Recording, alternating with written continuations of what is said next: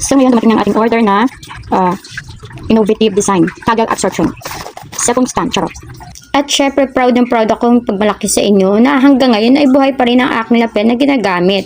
Sa aking pagre-record, ito ang aking best friend. O, diba? Dalawang binili ko na ganito para pag nalobat ang isa, pwede ko magamit ang isa pa. O, diba?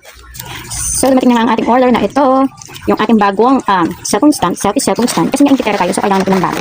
Ayan, ang ating vacuum cellphone stand. Vacuum sanction, ayan, naka-ingitera kasi natin. So nakita ko sa TikTok at ingit tayo, kailangan meron tayo. Baba muna natin yung hair.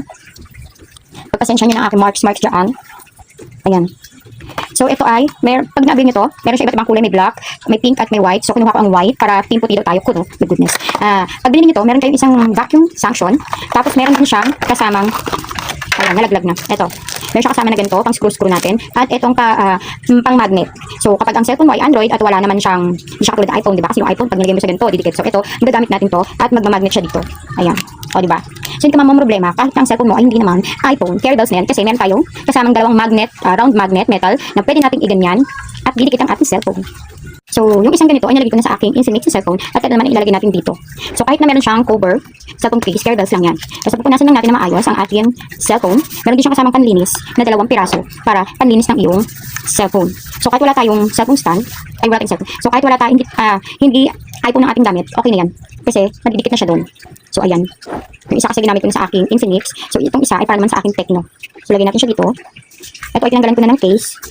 Ayan, madikit na siya. And then, lagyan natin ng case para makita niyo mga baby vlogs. Mga ka-baby shark! So, ayan ang itsura niya. And then, ito yung vacuum na selfie cellphone stand. Ayan, o diba? Shen. O diba? O, kahit na ituwid-tuwid mo pa yan, ayan, hindi siya basta-basta matatangga. Kaya ang ganda-ganda nito. Ayan. Tapos white pa, o diba? Napakagala-gala. So, tignan natin. Kasi pwede siya, sabi ito ay didikit daw sa smooth surface. Sa bakal. O, ito. Ayan. Patawad na sa aking mga labahin kasi magpapaglaba pa lang kami. Ito ay bakal. Tignan natin kung siya ay magbabacuum. Ay, ayaw. Cannot be bar 1 from 3. So, tignan natin sa wall. Ayan. Oh, diba? Chanan! Ay, natanggal siya agad. Pag ganito daw, lalagyan natin ng konting tubig para mas madikit siya. Ayun lang.